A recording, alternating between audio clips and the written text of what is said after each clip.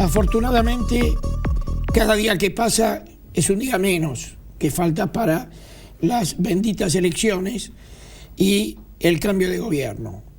Que sea quien sea el que gane, creemos que algo va a tener que cambiar.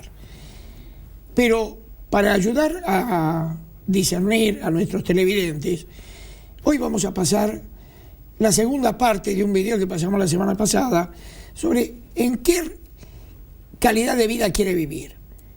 ¿Quiere el populismo o quiere ser una república?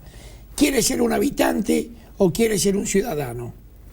Bien, hoy tenemos un invitado para mí de muy grata presencia, que es el doctor Ricardo López Murphy, y con quien vamos a dialogar sobre todos los aspectos que van apareciendo en la medida que nos acercamos a las elecciones y el gobierno se muestra cada vez más desesperado.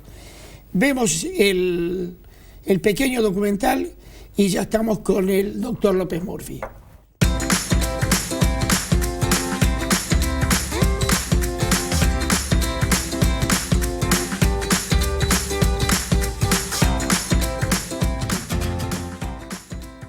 En mi conferencia en Zaragoza sostuve que el debate para América Latina ya no puede ser derechas e izquierdas, que realmente la batalla está entre populismo versus república, porque el populismo se encarga de desmantelar instituciones. Poco a poco, los líderes corruptos de nuestra región amalgaman poder, desmantelando instituciones, reescribiendo constituciones, cambiando códigos y leyes y sobre todo restringiendo libertades individuales y de comercio de sus pobladores. Vimos cómo el populismo no ha llegado ahí por pura casualidad. Realmente es porque nuestras democracias han sido poco republicanas. No hemos logrado establecer igualdad ante la ley ni justicia para todos, mucho menos el poder impedir que los empresarios busquen privilegios o los sindicalistas, amigos del poder, también busquen los suyos. Las graves fallas de nuestros gobiernos demoraron nuestro desarrollo y nos permitieron caer en las redes del populismo. Los líderes populistas, militares o electos, de derecha o de izquierda, consideran que se les ha dado el poder de hacer lo que consideren necesario, incluso incumpliendo las leyes y la Constitución vigentes, con tal de cumplir con la supuesta voluntad popular. Pero, ¿quién decide cuál es ese deseo del pueblo? El mismo líder populista. Por lo tanto, no es relevante cómo vos querés gastar, ahorrar o invertir tu plata, ya que es el Estado, o sea, el líder populista, quien sabe mejor que vos cómo hacerlo, en pos de un supuesto beneficio de la sociedad. Por supuesto, ese paraíso de bienestar prometido nunca llega y en general solo termina notándose en la mejora del nivel de vida de los que ejercen el gobierno y su círculo más cercano. De esta forma, las personas empiezan a ver sus derechos violentados y cada vez tienen menos posibilidades sobre cómo encauzar el rumbo de sus vidas para ser felices. Por ende, nos volvemos súbditos porque solo los funcionarios iluminados tienen las únicas decisiones y así nos transformamos en esclavos de un populismo paternalista. Es irónico, nos consideramos personas maduras, pero elegimos gobiernos que proponen tratarnos como papás autoritarios y nosotros ser los niños irresponsables. Los grandes líderes populistas como Perón, Mussolini, Kirchner, Chávez o Getúlio Vargas coinciden en tomar una parte de la población y volverla el enemigo interno, que junto con el enemigo externo se convierten en lo que los populistas llaman antipueblo. Entonces, por un lado está el pueblo y por otro lado está el antipueblo. En cada discurso, el populista busca insertar odio en la sociedad, hacer que el pueblo odie al antipueblo. El antipueblo puede tomar diferentes formas, externas o internas. La oligarquía, la plutocracia, los yanquis, los españoles conquistadores, los empresarios locales, en fin. El pueblo, en cambio, es un cúmulo de todas las virtudes de una sociedad. El pueblo es honrado, es desinteresado y el pueblo nunca se equivoca, siempre escoge el mejor líder. Con esta dicotomía, el populista logra insertar odio en la sociedad y una vez así logra que la parte del pueblo se enamore de él, le perdone todos los robos, actos de corrupción, cambios de constitución, falta de justicia, porque supuestamente todo lo que el populista hace es en nombre del pueblo. Y cualquier cosa que vaya mal siempre será culpa del antipueblo. Todo esto se refuerza con actos de adoctrinamiento masivo en los programas de radio, de televisión, redes sociales y también en el sistema educativo. Todo líder populista busca amalgamar los tres poderes, el ejecutivo, el Congreso y el judicial, para tener todo el poder y gobernar en una sola mano. El programa populista se completa con la idea de satisfacer ciertas necesidades sociales y publicitarlas de tal manera que el líder es quien cura las injusticias en la sociedad. Así, incrementan el gasto público, multiplican el empleo estatal, suben las dádivas, los subsidios y las bolsas de comida. Y para poder financiar todas esas cosas que te regalan y que te dicen que son gratis, mentira, nada es gratis, todo viene pagado de algo, entonces los populistas tienen que hacer otra cosa, tienen que aumentar los impuestos, aumentar la deuda pública y aumentar la inflación que se come el ahorro de los pobres. El aumento de los gastos del Estado nunca les alcanza y los servicios, las prestaciones a los ciudadanos cada vez son más pobres. El programa populista incrementa el consumo, desincentiva la inversión, descapitaliza el país. Luego, el sector productivo continúa siendo expoliado hasta que el dinero se acaba. La economía entonces entra en estanflación y los gobiernos desesperados empiezan a tomar otras medidas, controles de precios, controles de tarifas, controles a las importaciones y exportaciones del país, hasta que llega un punto donde la economía colapsa, como está sucediendo en Venezuela y en Argentina. Por supuesto, la culpa nunca es del populista y cuando las cosas empiezan a ir mal, el populista empieza a culpar a los enemigos externos e internos que previamente se inventó. La culpa es del FMI, del Banco Mundial, de los yanquis o los cipayas oligárquicos que nunca quieren colaborar. Y mientras en el resto del mundo 2/3 de la población dejan de vivir en pobreza, en los países populistas, sin que haya guerra, la pobreza sigue aumentando. El populismo ama tanto a los pobres que los multiplica.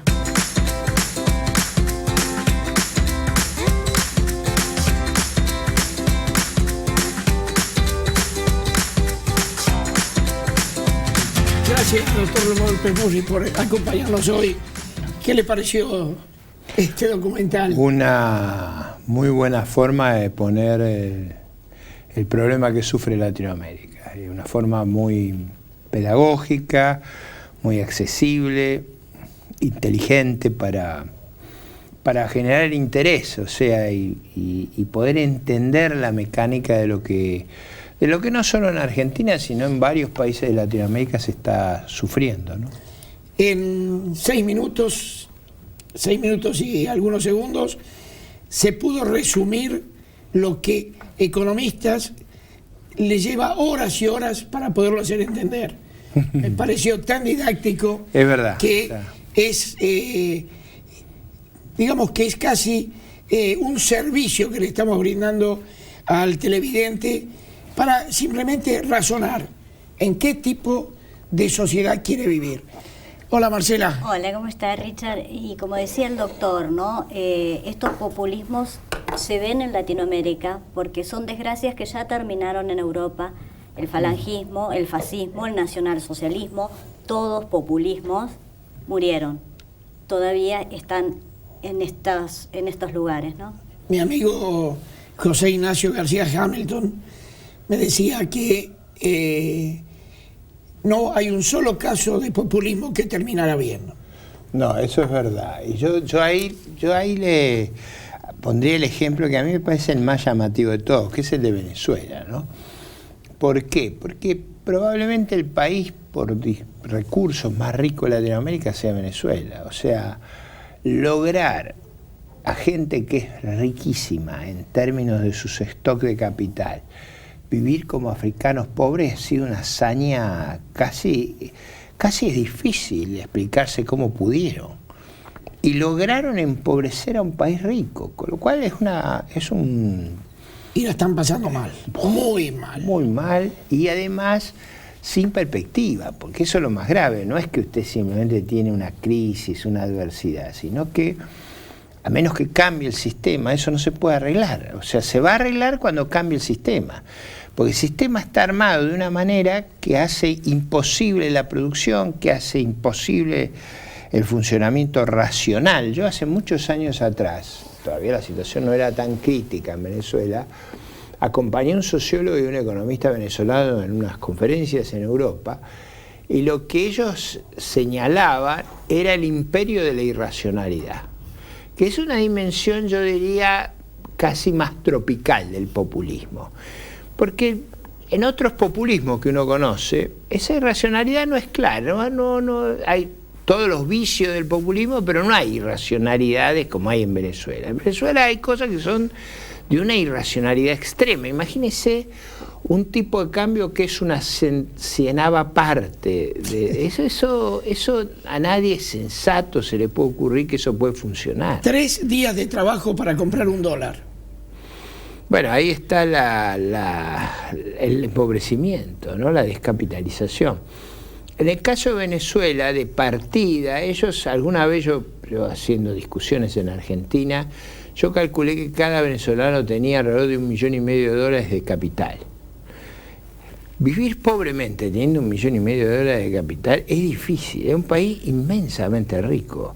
Ahora, es el único país de características petroleras, pero de una de las reservas más grandes del mundo, que sufre ese nivel de postración y degradación.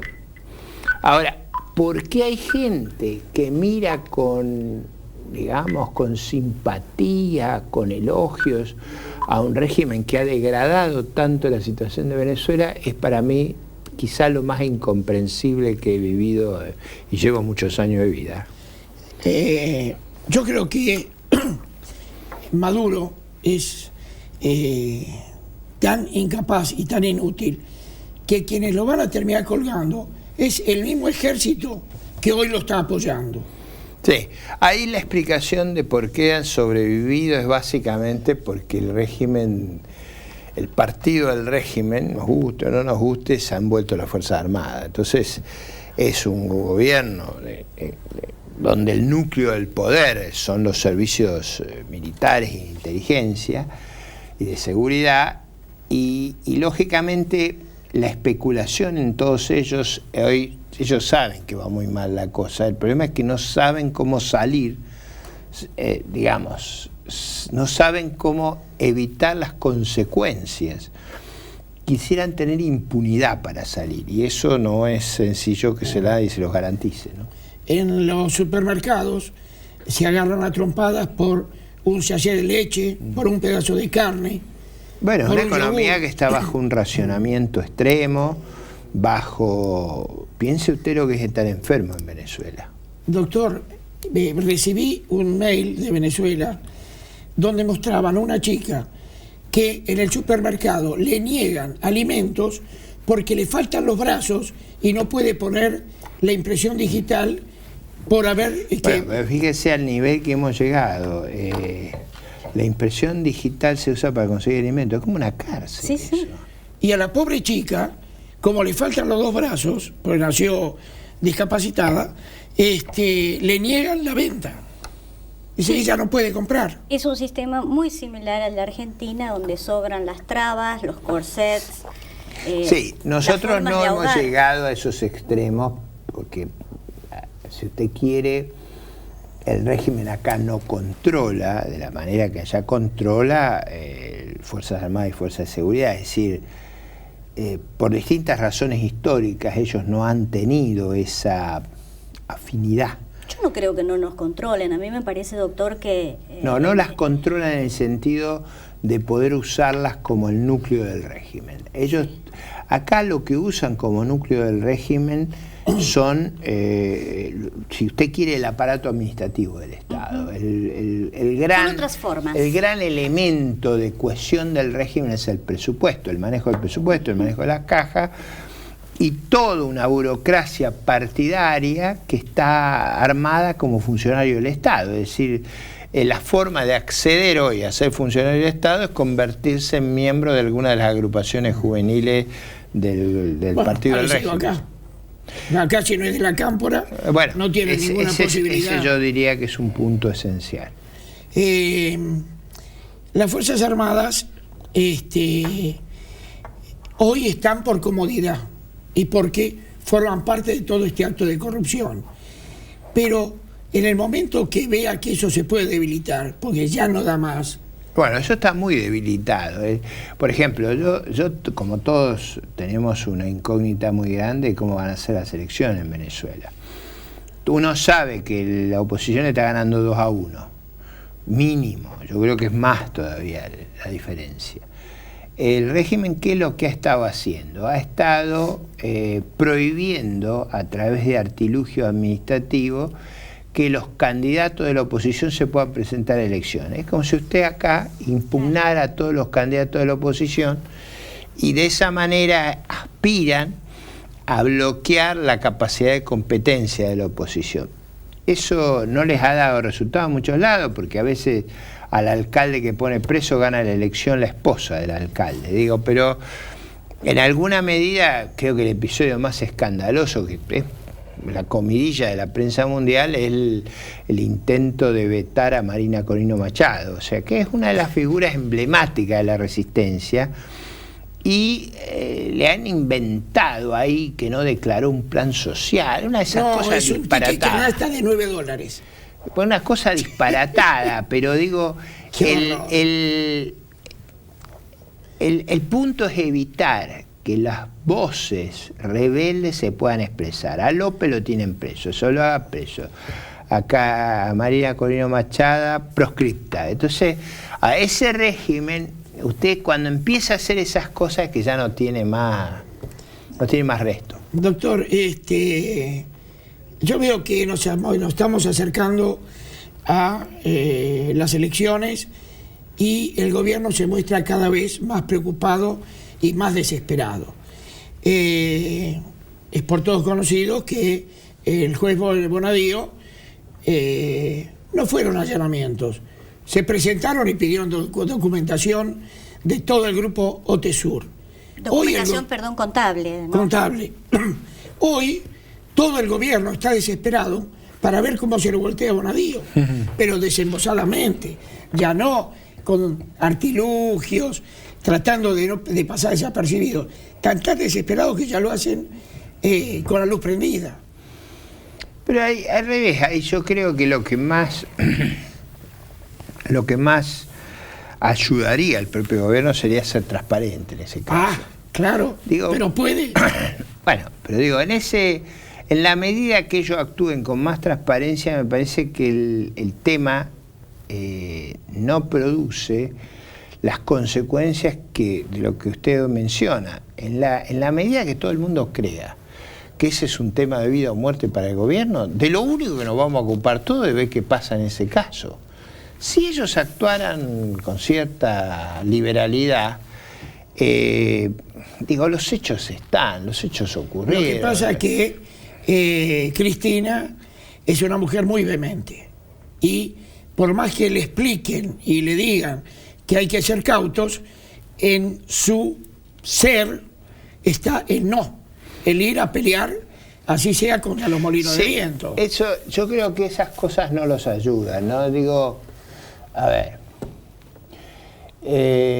yo he escuchado hoy en la radio, no lo escuché yo directamente, que ella acusa a la formación del tumor en el hígado del canciller, a la intolerancia. Si eso es verdad, yo no lo escuché, pero si eso es verdad, es increíble.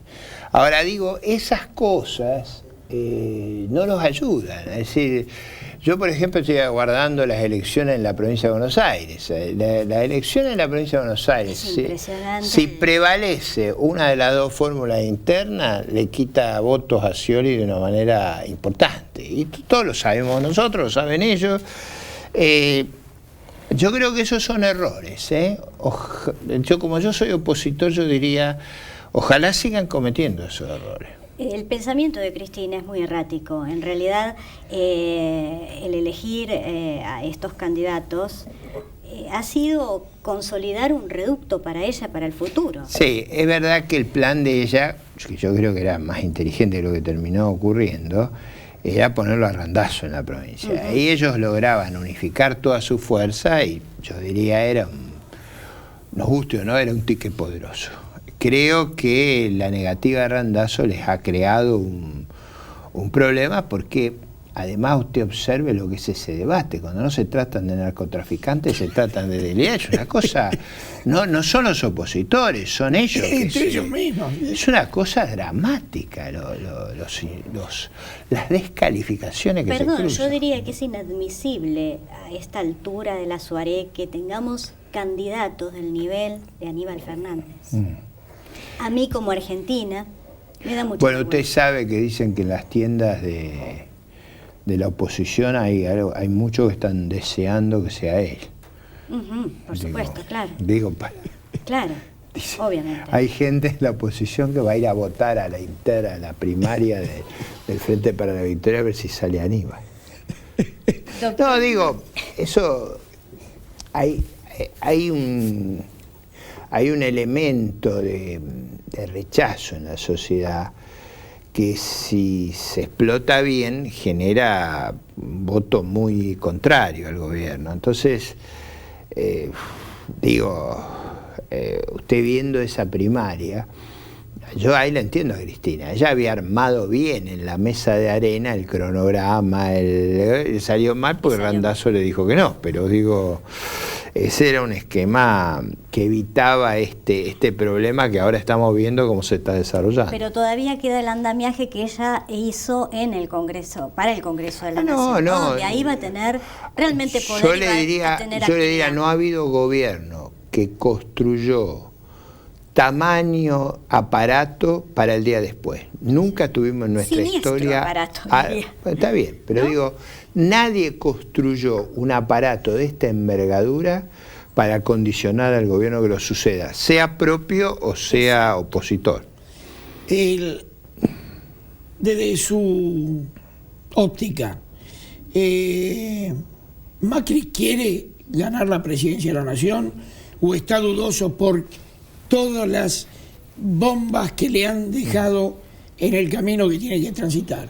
No, si yo creyera que no quiere, la verdad que sería gravísimo, porque eso traicionaría, lo que yo diría es una aspiración muy, muy sentida de la ciudadanía. 2/3 partes de la población. Entonces, yo creo que no. Mi racionalidad me dice que no podría ser, pero no es bueno que usted tenga esa inquietud, porque eso quiere decir que hay vacilaciones, hay, si usted quiere, inconsistencias, actitudes que generan esa, digamos, incertidumbre. Yo personalmente no la tengo. A mí me parece que de donde se ha llegado, si usted no está dispuesto a esta altura, sería inexplicable.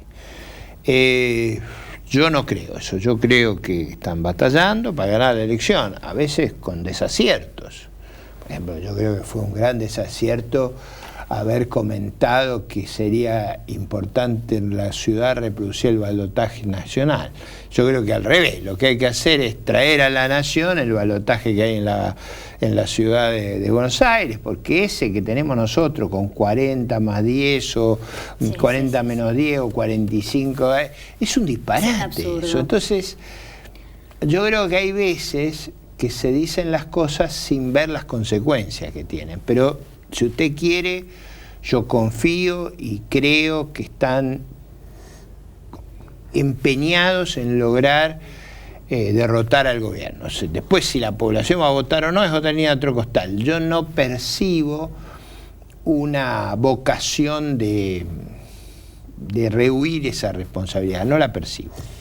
Otra inquietud que tengo es que haya habido acuerdo entre Lorenzetti, Cristina, Macri y Scioli en no tocar al grupo, es decir, al grupo familiar y a los amigos íntimos, los amigos cantores, ¿no? Porque ahora de lo que hay que cuidarse son de los amigos cantores.